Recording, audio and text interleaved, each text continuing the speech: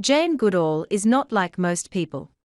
She was born in London, England, but has spent most of her life in the jungles of Tanzania. Jane is a scientist, and the jungle is her laboratory. She studies chimpanzees. From a young age, Jane loved the animals of Africa. When she was a child, her parents gave her a toy chimpanzee.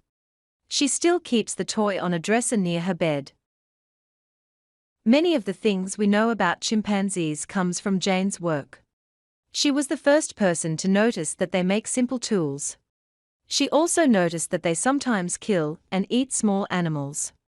Before her work, people had believed that chimpanzees ate only plants and fruit. Jane saw that chimpanzee families do many of the same things human families do. When they meet, chimpanzees hug, kiss, and tickle each other. She also saw that chimpanzees are not always gentle and kind. For 4 years she followed 2 groups of chimpanzees, who fought each other for food and land. The chimpanzees often attacked and killed each other. Jane described it as the Great Chimpanzee War.